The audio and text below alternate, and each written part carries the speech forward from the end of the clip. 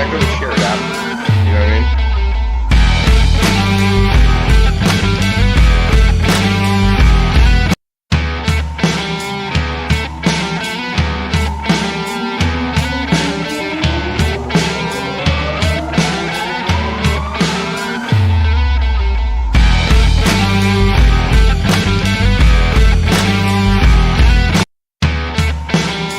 You get almost done.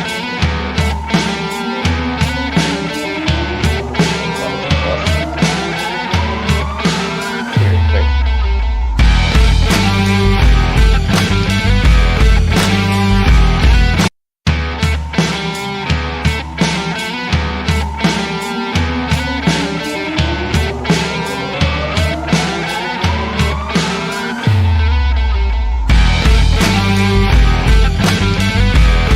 I'm not on it right now.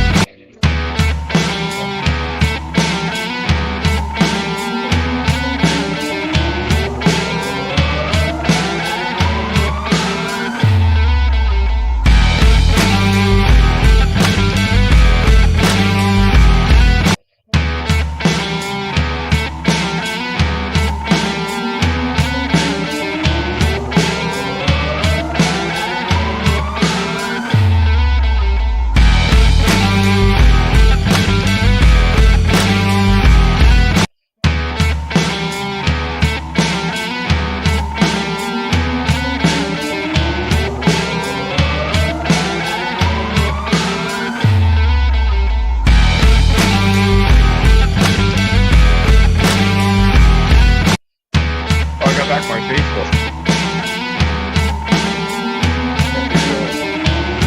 I think all that frequency works out more good as back to the line. That's what I just did. Isn't that weird?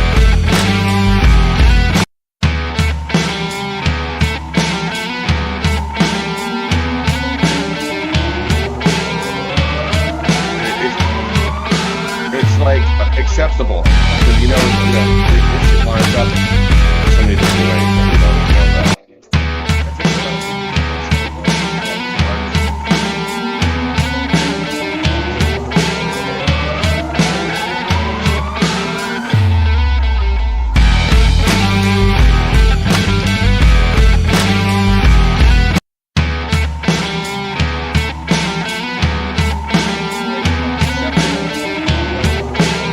Really go out of your way.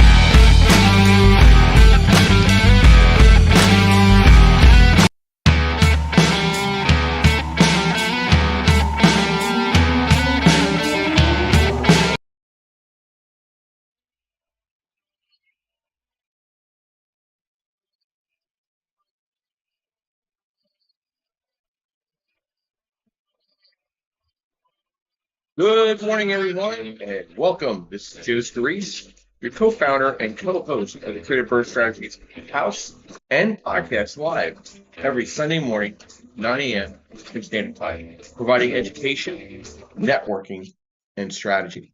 And we've tried to come up with a different subject every month, every week, with that's really going to impact you as a real estate investor, you as a real estate professional, and a strategist. So we're going to get rocking and rolling here in a few minutes.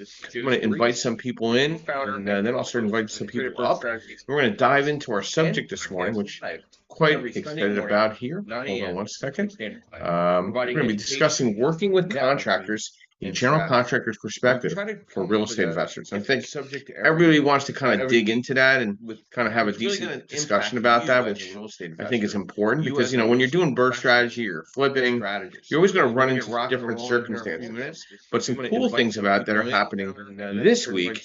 We are officially live on LinkedIn as well as Facebook and YouTube. And then we load up to Spotify, Amazon, and Buzzsprout and all that stuff. And then we get it all out there in the big, huge web of things. But I'm really excited about that. Yardell Perkins of Perfect Tech was kind enough to hook us up and get us in there live on LinkedIn.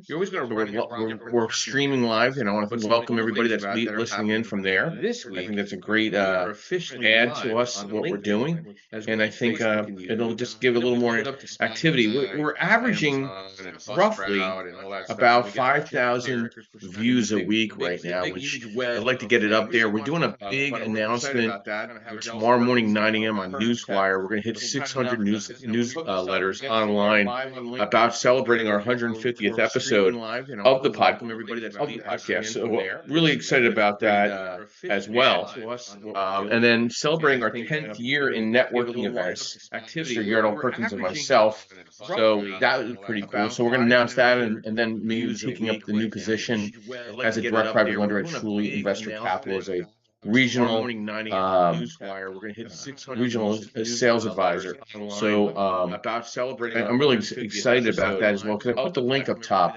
What it does allow, as well, and then celebrating our direct to investor, it allows being a wholesale white label specialist, as well as a referral partner, where we could pay you marketing dollars in marketing if you sign up through the link above. So you could either white label and broker our money, become direct to investor, or if you're a real estate agent or real estate professional looking to take a flat fee per submission scenario, you can sign up as a referral partner. It's all in the software.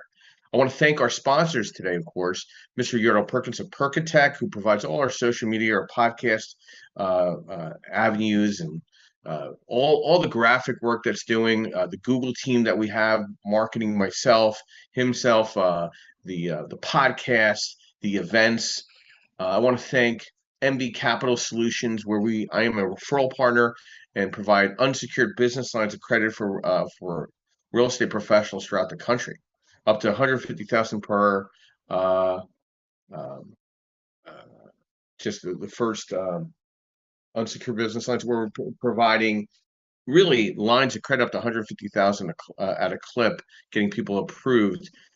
So I've been working with them about 10 years. I want to thank where my real estate licenses are, where I hold a couple events, Realty Solutions in the South Jersey market, TCS in the Philadelphia market, where I hold our white label courses coming up on November 15th. And we're getting real close to selling that out. We're at 20 people signed up. We're going to cap it at 35. We're going to be taking that white label course on the road. In December, we'll be in Central New Jersey and Perth Amboy. In January, we're in New York City. February, we're in Maryland. I think we're going to be in Lehigh Valley, Schuylkill County area, Poconos area, sometime in March. We're going to get it down into Delaware, Connecticut. Then we're going to get into Virginia, Massachusetts. So we're going to schedule that course, white labeling, how to underwrite, how to dig into it, almost every month somewhere. We're gonna schedule it. Whether I schedule a small meetup, we're never going to allow more than 20 people in the class as well. So I think that's going to be important. So let's get caught up on some news today. The week has been extremely volatile. Rates hold steady just above 3-year lows. Rates dropped into the fives again. on the DSCR 1 through 4 and 5 through 20 on the multifamily. So your coupon rate starts in the fives, meaning your rate based on credit score, loan to value, DSCR, the appraisal will somewhere land probably in the late sixes right now, which is very good on 30-year fixed money.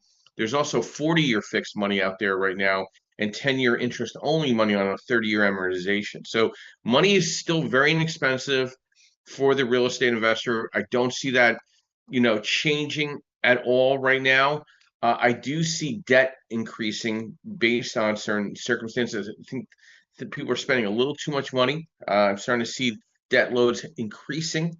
So keep an eye on that for yourself and for people around you, especially if you're a real estate agent and you're really concerned about their debt to income. They're trying to buy a home to live in.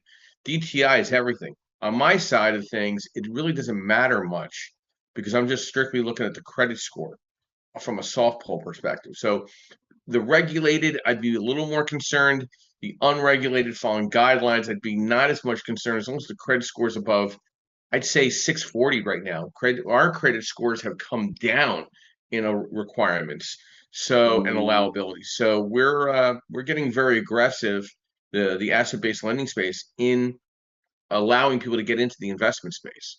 So some information on the rates. On the conventional side, rates started around 6.23 base at Friday close. So commercial lending and conventional lending is a near equivalent right now. Like, I mean, I'm quoting rates between 6 and 6.25 on DSCR, and conventional starting at about 6.23. So you're kind of then on that investment side, you're probably a little higher on the regulated side. So let's look at some articles that caught my eye this morning. Government shutdown threatens real estate heavy state economies.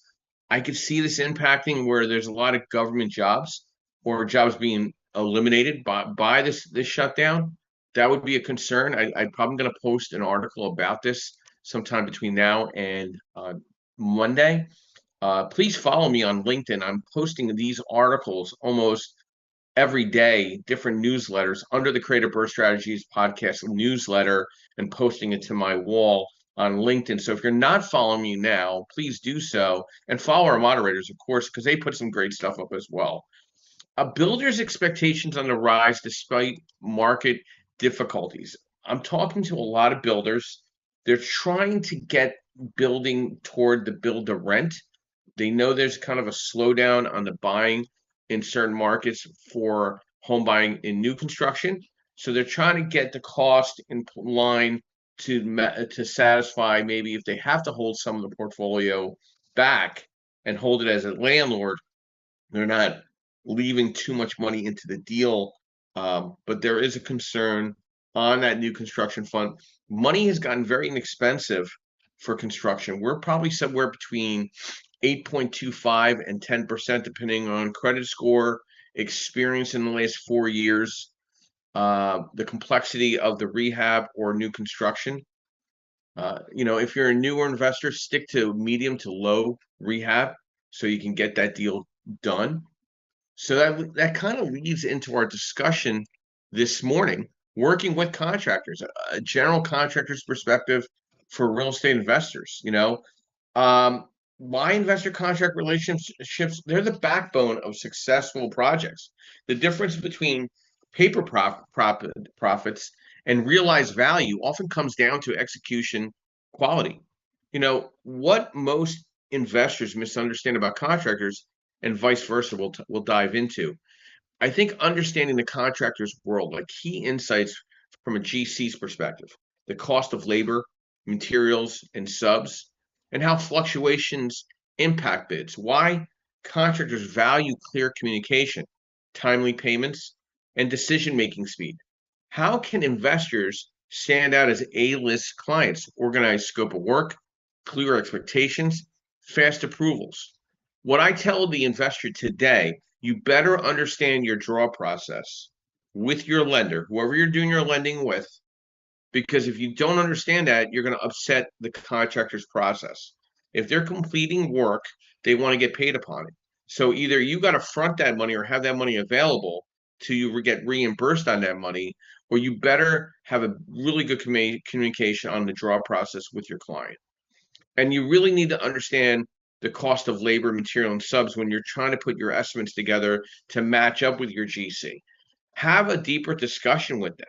I had a conversation yesterday with a realtor that I was on a Zoom call. He said, "Hey, Joe, please give me a call afterwards."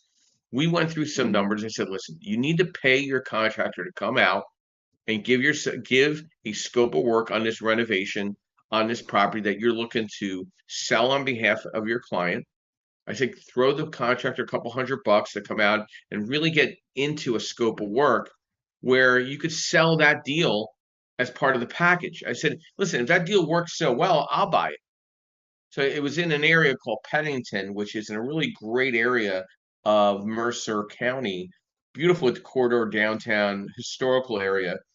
And based on the comps that he was coming up with, he was somewhere between 850 and 9. So I said, let's use 850 and take 70% of that and back off the renovation. What do you think the renovation? He goes, I'm really feeling 175. Let's back off the 175. Will your sellers take that dollar amount that we're coming up with? He goes, yeah, absolutely. I said, now we have to hone in on that 175. Is that a real number, or is it really 200,000 with contingencies? He's like, I don't know. I said, well, then you need to pay a good contractor to come out and put a really good scope of work, because the opportunity for you as a licensed realtor is to get, you're going to potentially get both sides of that deal if it's a flip. I mean, I'm not going to buy the property in Pennington to rent it out when it's worth 950 on the back end or even $1 million. So I said, the most important number to justify me buying it at the number that we just discussed is the repair numbers, the GC numbers, structuring the relationship. And there's essential documents and agreements that you need to put in together, a detailed scope of work, which I can provide to anyone that's listening in today, a milestone-based payment schedule. And again, it's got to tie in to ensuring accountability on both sides and changing potential order processes. Like there could be work order changes to the draw process. Your contractor might decide to pivot in what he thought or she thought was going to go in order, right? And then you got to concern yourself with lien waivers and insurance certificates, and some common investor mistakes from the GC lens, constantly changing design choices in mid-project, unrealistic timelines. Can we get this done in 4 weeks when it's really an 8-week job, right? Underestimating permit delays or inspections. Shopping contractors solely by price instead of reliability and warranty. Poor communication, ghosting after inspection reports or payment draws. What great contractors appreciate investors? Quick decisions and approvals. Consistent pipeline of work allows better pricing and scheduling. Paying on time or early. You have to have that reserve base to take care of your GC, or the project will get stalled. Sharing the project vision. Pride of workmanship still matters. Referrals and public praise. Reputation drives their next client. How to vet and build your contractor network. Verify licenses, insurance, and past work. Asking for references from investors, not just home buyers or homeowners. Start with smaller jobs, a trust test before large rehabs. Maintain a contractor scorecard, communication, timeliness, quality cleanup, pricing consistency, building tiered relationships, and evolving toward an investor-builder partnership. Why the best investors grow by developing relationships with builders, not just flippers. Joint ventures or profit share models, aligning, interests, and leveraging consistent deal flow for better pricing and scheduling priority. Success in real estate investing isn't about finding the cheapest contractor. It's about finding the most dependable. The investor who treats contractors as long-term partners with scale, faster, reduce risk, and build a true construction team culture. Amy, good morning and welcome. Brief overview, who you are, what you do, and thoughts to our discussion this morning, working with GCs, a GC perspective for real estate investors. Good, Joe. This is right up your alley. We could talk about hours on this topic. I'm Amy Palvido. I am the chairwoman of the U.S. PropTech Council, which is the trade association for the real estate technology industry. I have a room that follows this one and try to talk about what Joe's talking about. So we're going to be talking about construction technology in the next room, so just look out for that. But I started my career in real estate as a contractor. I was a GC. I could tell you story upon story about owners and investors do stupid things. I mean, we need more wine, Joe, for the topic. This might have to be a happy hour instead. Yeah, I know. Bust out the mimosas. I could throw some whiskey in it, and there you go. But so a couple of things. I think what happens along the way, right? So there's all the mistakes that you can make during the bidding process, right? But I think a majority of the mistakes that investors make are during the construction process. So do not use your contractor as a designer. Um, like, where they're like, oh, we don't want to do this, and our problems will come up. Well, what do you think we should do here? We're going to have an opinion, but it's not going to be something that you want. You're talking through an issue, and you can't see it. Nobody can see it. So the contractor sees it and he goes, "Oh yeah, you should do this." And tries to explain it to you. And you, as the investor who doesn't know anything about construction, right, will look at it and go, "Oh, well, that's not what I wanted," and then everything goes wrong. And we've stopped doing that. Like, the technology out now to VR technology that's useful that contractors now can communicate to their clients going, "This is what I'm thinking," and they put this VR headset on, walk through the design, and they go, "Yes, this is exactly what it is." But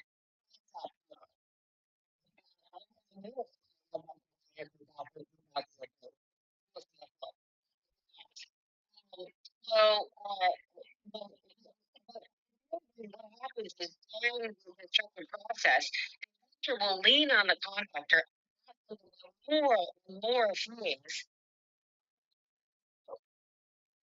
He doesn't want to lose the client, therefore will do it. When you step over that line of beyond the scope, GC, you're walking into liability issues. You are losing money because they're asking you to do stuff that's not part of your scope of work. So, you as an investor, don't do that to them. Please, dear God, don't ask them to do something outside of their scope of work and expect that you don't have to pay for it. Okay, I'm on my soapbox, Joe. But that's what invariably happens all the time. We are trying to be good contractors. We're trying to help you out. You just have to, something, there's a boundary there. You as an investor, don't be offended because they're not choosing to cross it. Because you got to pay for their time. You got to be understanding that this is something you can do somebody for, and you can kind of offload it on like, okay. No, I think it's simple. I don't think there's enough. I think there's enough emphasis in the scope of work even with a client. I think when I'm doing a rehab loan with somebody, I'm like, "Hey, do you have a scope of work?" And they're like, "What's that?" I'm like, "Listen, if you don't even know what that is yet, you're not even at the starting line." I said, "The GC puts a GC bid together, and you need to transpose that into a scope of work for the lender so they can tie it into a draw schedule based upon completed work." "Oh, we don't get all the money up front?" I'm like, "No, no." Making the same newbie mistake still, Joe. I can't believe we just had PTSD by this point. I definitely question people with great credit and money in the bank and don't know that they're not getting all the money up front at this point of our lives. But hey, listen, there's no real estate project that runs with the same engine block, and there's no same client per se in this business. I sat down with a good colleague, a really good friend of mine. I consider him a friend. I consider him a business associate. We've made a lot of money together in doing loans together. He's been the investor a long time. And we sat down because he's thinking about pivoting and doing some brokering and white labeling. And I go, I said, "Al, I cannot wait till you sit in my chair and deal with an owl? And he starts laughing. I said, because I said, you don't see it. You see it through the lens of a real estate investor. You do not see it through the lens of the lender. He goes, yeah, that might be really interesting, me dealing with myself in a deal. I said, exactly. I said, you're going to look at this. You're going to be that much of a better investor if you learn how to underwrite from a lending perspective. Exactly. And I think every investor should be a GC. And go through this process without a GC and understand. We had this happen to us. Actually, it's a very cool case. We were the GC on an apartment community project. Like, we were doing the entire remodel, and the investor was trying to save some money and didn't want to use us, and they just wanted to manage a unit turn. Swear, by the end of that unit turn, they were like, we don't want to do this anymore. This is absolutely insane. Y'all make this look way too easy. Yeah. We're done. And I was like, yeah, see, because what we go through on a daily basis, we learn how to like walk through and mitigate everything that's going to happen prior to it happening. That's what a good GC does. Like, we're 4 steps ahead of where the process is, trying to smooth everything out so to get all the ducks in a row. So when it comes to that step in the process, it's going to go as smoothly as possible. And you have to be on that all the time. It's 100% of your job as a GC is you're just aligning ducks, and that's all, and getting stars to align, and looking out for everything that might come in your way and trying to mitigate all that stuff before it happens. So when you get to that step in the process, it can. But but it's a skill. To be a GC is truly a skill. And it's like why I don't do it anymore, because I have so much PTSD. I pulled my hair out so many times being a GC that I'm like, I'm good. Got the T-shirt, been there. I'm good. But I would also say that, besides, being a GC on a project to understand what they kind of go through, I think that investors should really look at, know what a good GC looks like when it comes to you. So especially on the lending side, if somebody is presenting you a bid and it's just a number, don't take that as their bid. Like, they need to, not only what you should have is a construction contract with a scope of work in it, with all the materials they're going to buy, totally outlined, because they're going to go purchase those materials at the beginning of the project. So your first draw, materials. It's not, or like at least, general conditions, right? Like, they're getting set up for the job. So you're going to have general conditions and materials. If especially for a house, you should do all the materials at the beginning of the job, because y'all went through the painstaking process of figuring out what those were. So your first draw should be that, but don't pay for it till it arrives on the site. You want to make sure, and you go and you check everything is there. But they should have, as part of their bid to you, what the draw schedule should look like. Hey, this is what it's going to look like. Like, we're going to get through this part of job. We'll hit a draw on this schedule here. Draw 1 should be on this date. Draw 2 should be on this date. That's what a good bid should look like to you. Like, you should know kind of what your draw schedule timing. Now, it might fluctuate a little bit because if there's always delays, and it could be outside of the contractor's control. But you should know, and your lender should know, like, hey, we're going to expect to draw on this date, we're going to expect to draw on that date, and this is when we're going to be done. And 2 or 3 draws is plenty for a contractor. One for the materials, probably one about 25 to 50% of the way through, and one when they're done. You shouldn't be drawing all the time, because that costs you money every time you do a draw. So, because they have to have the inspector go out there and check everything. But I will say that, with technology, because I'm the technology girl, a lot of this is going to get a lot simpler. The communication challenges that you had from a contractor to an owner should disappear. You should be able to walk around with a VR headset and understand what they're doing, and so should your lender. Your lender should get a really good sense of where the value of that property is, and then what it's going to look like post renovation. And technology can do a lot of that now. So a lot of the challenges that we had before should hopefully diminish, but we'll see. And then, as we get better and better with AI, and as we get better and better about looking at our projects and understanding construction costs and all of those things, and learning to mitigate some of the supply chain challenges that we have, I just look forward to a new day when construction is not so challenging. I might even become a contractor again, Joe. Nothing wrong with that. It's easy. Yeah. takes me away. No, I agree with you, and I think with the workshop that I've put together, we're going to touch on the scope of work. We're going to touch on the right questions to ask. We're going to try to tie it back to a scenario, thought pattern, and intuition, and hopefully create intuition skills in the workshop. So the scope of work, and I'm going to add some things, and we're going to go. Well, I'm going to come back to you, Amy. Scope of work checklist for BRRRR or flip projects. This is Amy and I are diving into this. Exterior improvements. You know, what is that? That's roofing, that's siding and masonry, that's windows and doors, landscaping, curb appeal, foundation. So like I was talking to the realtor that's in Pennington, and you got it, it's a historical area. So the most important thing to keep your neighbors at bay while you're doing this work is landscaping and curb appeal, right? And then what you have to follow the permit process in a historical area based on siding, masonry, foundation work, windows, doors. You might have to go to a specialist just for all the material for the exteriors.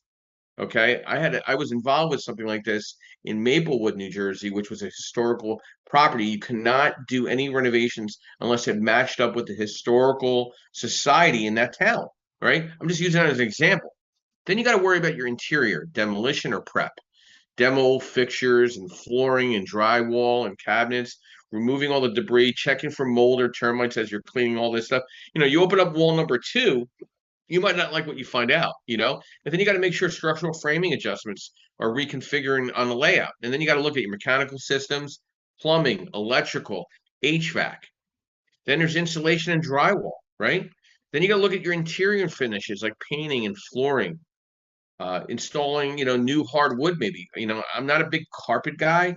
So like, again, it all depends on where it is. I mean, I'm more inclined to throw carpets down. You know, and again, kitchens. Do you need new cabinets? Is it a BRRRR or is it a flip? Countertops. Is it granite? Is it quartz? What's the backsplash look like? Is it matching up? What are your appliances looking like? What's the plumbing fixtures and lighting? And then there's bathrooms. Are you going to do 2 baths, 3 bedroom, 4 bedrooms, 3 baths, another half bath on the basement or in the kitchen? You know, you got to look at the basement and the attic, and there's bonus spaces. You got to look at, you know, are there leaks in the basement, right? Finish or clean that storage living space in the basement, right? Then you got to look at the safety and compliance, right? Handrails, guardrails, egress windows were required. Final inspections need to be passed. Smoke and CO detectors, right? Then you got to do your final steps. Clean interior and exterior, final sweep. Then you got to stage, photography if you're selling or you're renting. Then you got a punch list complete. So that right there is so important. That's where your home inspector comes in and does a home inspection about a week or so before the GC needs their last draw to complete their project with you. Why? Did the GC do all the work, or did they have subs come in? They might have had some subs. So allow the home inspector to come back through the place without the GC there and just do a final look through. Did they miss anything? Because then that final punch list completion could either be great and on point, or there might be 4 or 5 more things added that need to be addressed before you hand that last check to that contractor. That home inspector that you work with is so important in this circumstance, in those final steps, whether it's a single family or 4 family, or it's a small multifamily, okay? Then supporting documents, like you really need to have a detailed cost breakdown by trade, a contractor license and insurance for everybody that's walking through your property, W-9 and payment schedule, before and after pictures for lender and appraiser, copies of permits and final approvals. I mean, right now, today, sometime in the next, you know, going forward, all the inspections are going to be virtual. You're not going to have to wait for somebody to come out. You're going to take pictures, you're going to snap them, you're going to load them into a software. AI is going to verify what you completed, and you're going to get your draw money. That's how quick it's going to move by the end of this year and going into 26. The entire draw process for BRRRR strategy or flippers is changing in front of our eyes. Felix, good morning and welcome. Thank you for your patience. Brief overview, thoughts, and discussion to working with contractors, a GC's perspective for real estate investors. Grand Rising Joe, Grand Rising everybody. Felix Buchanan Sr., Buchanan Biz Enterprises, the JLix Group, and team leader for Keller Williams Legacy Team. Of course, everything that y'all said is right on point because, of course, I do general contracting now still, and I always have, even with being a realtor, doing loans and all that. Amy said it best that in the beginning is when you really hone in and having your proper team and having a great general contractor. They're looking ahead. They're not looking at what's happening. Your first draw should absolutely be your material and your money for your permits. And everything that once you put in for that draw, your contractor, which me, I don't even let my investors do the draw schedule. I do it because they don't have the understanding of knowing, well, why would I get this first? Or would you get drywall in this drawer? You do these certain things. And explaining that to them for them to fully interpret that fully is just, it's like banging your head against the wall.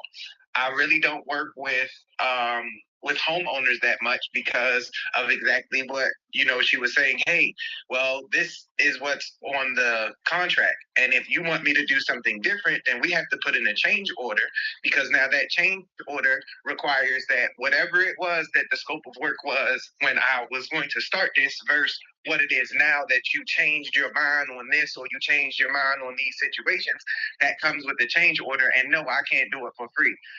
Because I've been doing it so long, if you're not my ideal client, I'm not even going to work with you anyway, because I don't want to have to go through the headaches of explaining that. I've done that. I've lost money in different cases because of the fact that you do it. And for them, it's their expectation that, oh, you're just supposed to do this for free.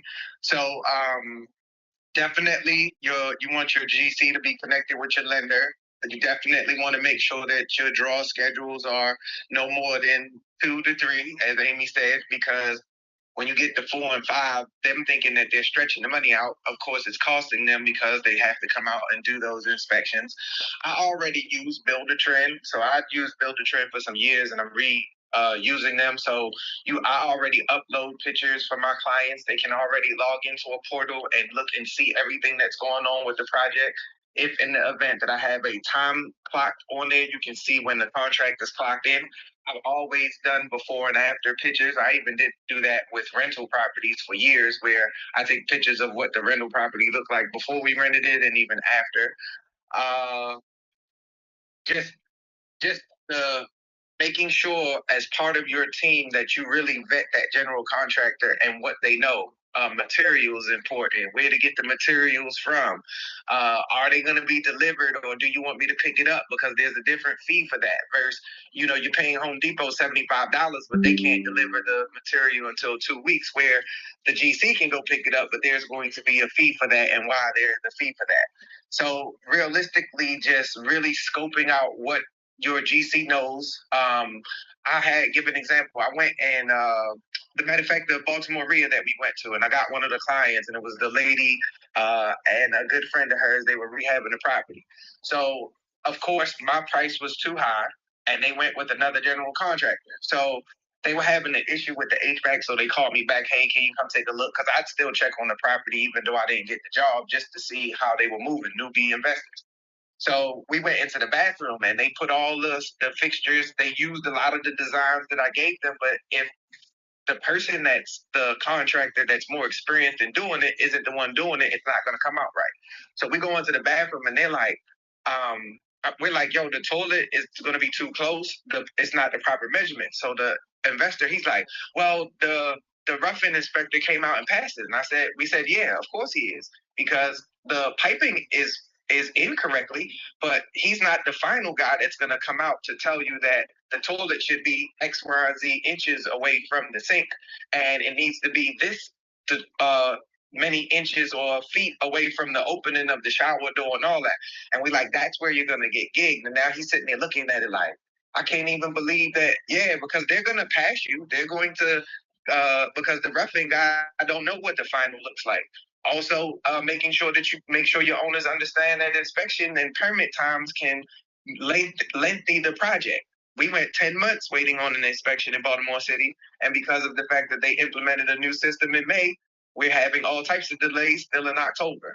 So just like Amy was saying, it's just so many different things, as well as what you were saying, Joe, like breaking down each particular thing, the basement, the foundation, these are all the things you're looking for, how and where water can come in, making sure that the property is pointed. People think that, it's just some mortar in the middle. Well, if there's no mortar there, then the water comes in from outside in the different elements. So pointing is important. Just a lot of the little things that investors just don't look at and calculate are things that you want to make sure, hey, like you were saying, you're going to break this wall. You don't know what you're going to find behind this wall. We don't have x-ray vision. We can keep in mind that these are what the miscellaneous things or the things that we could possibly find behind there, but we don't know what we're going to find until we open it up and see it. So that's my knowledge and wisdom for the morning. It could go on. It's a lot. This way. Wow. You must have so many angles. Wait, you should have whiskey in your coffee too. I would think we need to bust out the mimosas. I'm a mimosa guy, man. Guys, I'm like rolling. Everything is like, yeah, Well, yeah. That's what I was doing with you talking. I was like, Amy, I just want to point something out with Felix. You got to remember something. Felix is in Baltimore, okay? And the rehab is so much different in Baltimore than in almost any other market. Maybe Chicago, maybe Buffalo. There's certain markets because the houses in Baltimore are massive. We're talking like an average single family home could be 3,000 square feet without the basement. yes. Yeah, they're massive homes.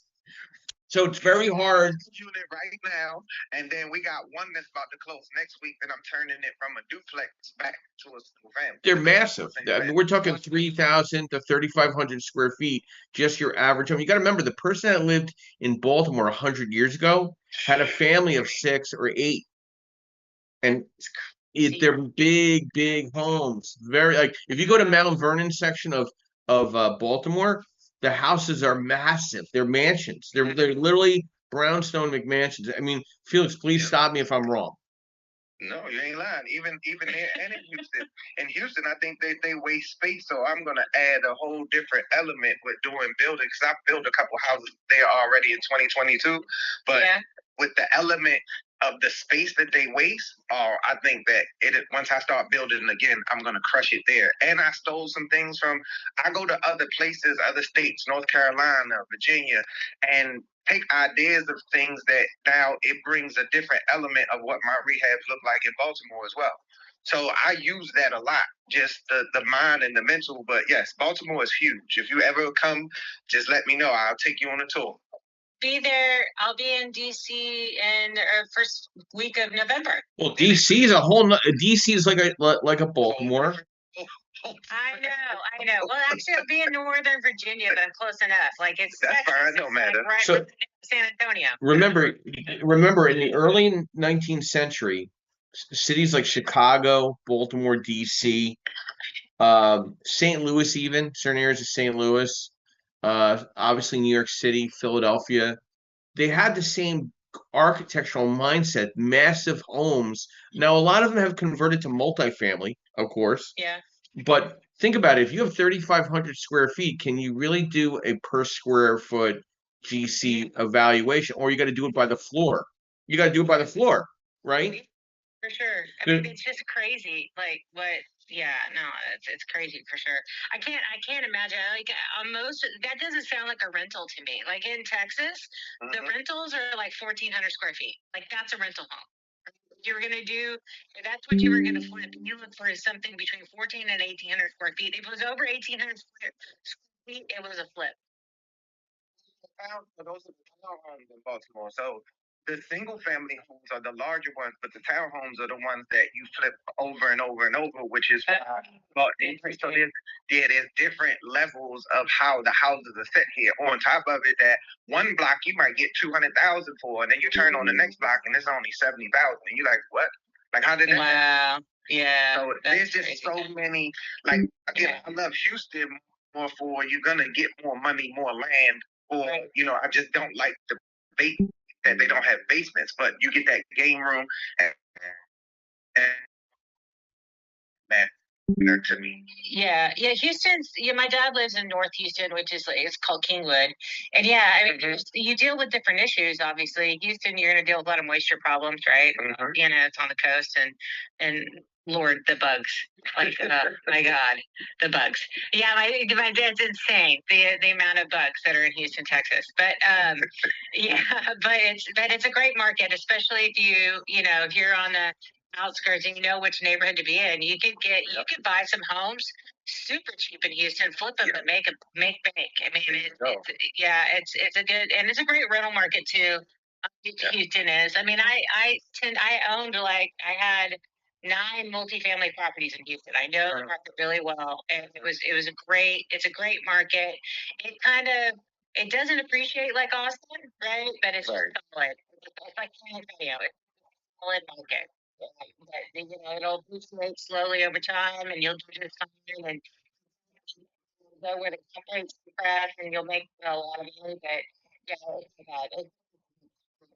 What's for Houston right now is that they have about 1 million people more than was supposed to come because of Austin becoming the new Silicon Valley. You had all those California people move to Texas, and they don't want to all stay in Austin. So now they're migrating in like Houston, because San Antonio is more like for retirement, and you know what I mean. Like it has great like shows and things you can see. However, it's more for people that's looking to retire. Yeah, it's an interesting. It's all it morphs and changes, and it moves back and forth. I mean, Texas overall is a great market. Yeah, a lot of people have moved to Dallas. I've moved to Fort Worth. It just depends. And, if they can survive the summers, they'll be just fine. They'll be able to survive the summers. And actually, if they moved this summer, they got spoiled. They're like, oh, this isn't bad. Wait until next summer. It's 100 degrees for 100 days. Yes, I know. That's when we know who our fair weather Texans are, which I'm turning into, by the way, because I'm like, I'm going to go somewhere else. This is disgusting. Like, I got to go to Colorado or something. It's gross. You guys are a trip. Squirrel Joe. All right. Well, let's get back into perspective. Yeah, no. I'm going to give you guys something else to briefly go over. So, Amy brought something up: general contracting your own real estate project, working with subcontractors, some strategies, and then I want to get some feedback from both of you. The investor GC mindset. The strategy is to treat your project like a business, not a weekend project. You are now the CEO of the construction project. Every delay, overage, decision flows back to you. Organization, communication, and leadership determines profitability. Why investors choose to self-GC? Maybe save 10 to 20% on total cost GC markup, maintain direct control and design and quality. Now, I'm suggesting this to be for lighter, medium rehabs, not full gut to the studs, because there's coordination and chaos amongst trades, permitted inspection compliance. If you're not pulling a heavy amount of permits, it's a low to medium rehab. I think you can potentially do it yourself. Building your subcontractor network before you buy. Understanding the categories: demo, framing, electric, plumbing, HVAC, roofing, drywall, flooring, paint, landscaping. Obviously, your subs are your mini GCs. The more dependable they are, the smoother your project runs. So the pre-construction planning equals profit protection. Final scope of work, drawings if you need them, contact sheet of all subs, budget and schedule tracker, scope of work, bidding discipline, break the project into trade packages, require 3 bids for each trade, clarify who pulls permits, use milestone payments, never pay 100% of upfront, scheduling and sequencing, the investor's superpower. Communication and accountability, quality control and inspections, budgeting and contingency control, long-term average, build a reputable crew. My thoughts here, and then I'll come back to Amy, then Felix. The investor learns to self-GC with systems, not chaos, creates massive leverage. Controlling your schedule and budget and subs means controlling your returns, refinances, and reputation. Amy, go. Okay, so if you're going to self-GC, it's your first time, please, if it requires any MEP, don't do it. If it requires mechanical, electrical, or plumbing, just don't do it. If it's drywall and paint, have at it. Like you can handle that because more than likely it's going to require an electrician or it's going to require an HVAC because your drywall is going to do something stupid and cover up a vent or whatever. So you're gonna have to pull in. So you're gonna eventually get there. But what I'm saying is don't start off doing MEP because there's just too much complexity. If you've never done it before, well, fighting or whatever, you'll dip your toe in the water of the complexities of your drywallers and your painters are gonna do that you'll have to go fix later. You'll learn. You'll learn to mitigate some stuff to start there. And that would be my suggestion. And then because as you learn or and I think everybody should do this. I'm all on board. If you're an investor, you should learn how to be a GC because not every project requires that. And so you don't want to bring in a GC that doesn't require it. You want to bring in a GC that it's really required. Like it's a big deal. Because you know, to do a small job, a good GC isn't going to be interested for one. You have to learn how to do it. So what I would say is start there and then learn the process. You can start slow and learn the process and let it draw. So that would be capital. Felix, your input. Do something like flooring, paint, nothing major, nothing that involves any of the mechanicals, because again, at the end of the day, then you're going to need the professional to be able to show you and for you to understand. With and find general contractors that are doing things that you are looking to do so that it gives you more insight and more input on what will be coming next after you get from the point of doing like rehabs. Never, ever, ever, ever pay your contractor 100% of the money in the beginning. I'm going to say that again. Ever, ever, never. Yeah, you only got to learn once. You only got to learn once. You only do. Even it doesn't matter how small it is, man. Just and there's not anybody in this room that can say they've never made a mistake like that or relevant. There's no way. It's numerically impossible. We're all grown adults. I think. I mean, listen. You know, you learn. I think if people learned it from the lender perspective, I think they would learn even like hyperdrive forward. And I think, you know, Felix, you've been at my mini class. Amy, you have not been. I mean, just in 2 hours, the 2 hour mini course, there's a lot given. If I start doing mini courses again, they're going to be 3 hours, but the full day workshop I want to do like once in a while. But I know I just don't get it why people still keep making these mistakes when there's so much information out there to tell you not to make these mistakes everywhere. Because you think that you know. So it took me all of the years. I was great at doing everything rehab, and I knew how to do the numbers strictly from a mortgage lending standpoint and hard money. I didn't really fully understand finances until a few years ago when I started getting more into business funding and everything. And then, like, Felix, just like how y'all said earlier in the call that being able to have a piece. I was a realtor. I was an investor. I'm an investor. GC. So it's different for me that to see it from all of those angles. When I learned what the financing side of things could do, it really just opened up a whole nother world inside of the world that I'd already been in for 20 years. Yeah. You know, so it's very important to learn the aspects of each part of the business. I thought that it didn't matter. Like, why does it matter? As long as I can get this funding. Once I learned that, I learned how to better maneuver through the hard money lenders. I know when I really do need to borrow funds or get family members to put up money and then move forward that way. Just that part is super, super important. And then going to your class gave me a whole nother level of insight. So it's very important to be in the room. Thank you, Felix. And we're going to get, well, I'm going to ask Sophia to briefly pose her question to Amy. But first, Sophia, it was great seeing you last week in Elizabeth, New Jersey. Let you guys know, we were supposed to have this this class last Wednesday. Obviously, the Chamber of Commerce didn't pay attention to scheduling because that's what Chamber of Commerces do. And they had another event at the same time where I was holding the event. They didn't market mine as much as I guess it was a last minute political networking event, but Sevilla was one of the young ladies that came, and a couple of other people came. We ended up networking with about 70 people instead of just the 8 people that we were going to sit down with. It was awesome. So, Sevilla, why don't you pose your question and unmic and present that to Amy so Amy can give some insight. Sure, thank you. Good morning, everyone. Sophia Fuentes, a realtor in New Jersey for about a decade, 10 years. And so I'm interested in doing some investment. I'm new to the investment world. And so just wanted to get some information. I've learned a lot this morning. So Amy or whoever, Felix, either one, can you just clarify more of when you say do get the MEP? Is it the MEP first? Get that done first, or can you just clarify that phase with the smaller projects like the drywall and the MEP? Can you clarify either one of them? Okay, so MEP means mechanical, electrical, and plumbing. So it's your AC, electrical, and yeah.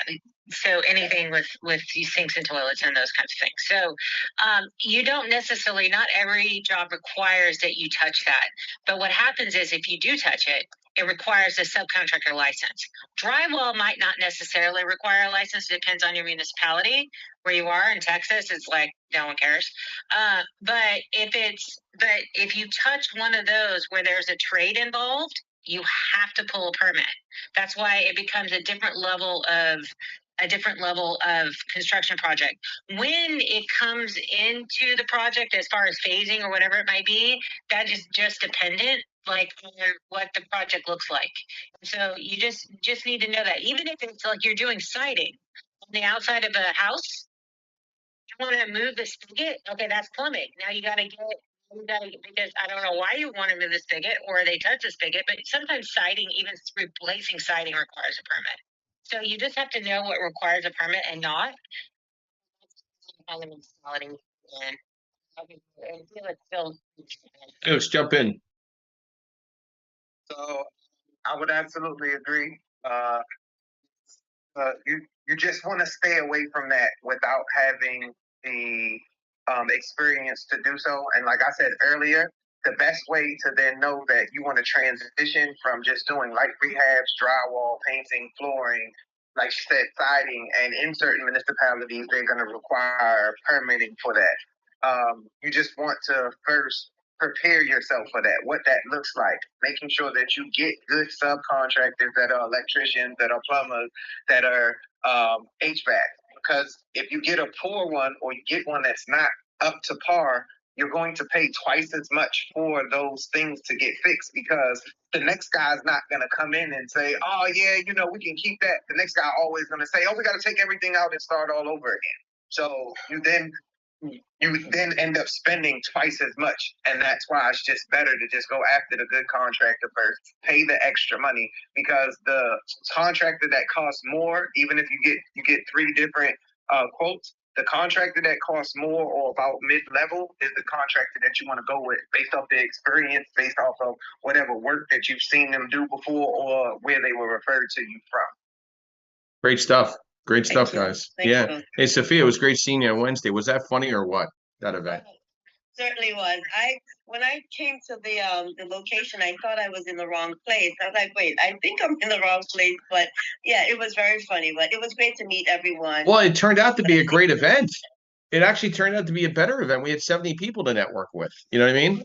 Yeah, it was absolutely always great to see you, Joe. Yeah. Oh, yeah. It turned out really. And they gave us free food and drinks. We didn't have to spend $1. It was great. Amy, could you imagine holding an event and you think you're going to have to spend money on food, and then all of a sudden everybody's bringing out food and beverage, and they're giving you free drink tickets? That's awesome. Was it like watered down? No, it was a great spot. Guys, there's an area in Elizabeth, New Jersey where I used to hang out with friends of mine and used to hang out back in the 80s. This was a really rough area. Man, they have transformed this area. And I'm actually going to reach out to them on Monday, because I really think Chamber of Commerce's should have a real estate committee.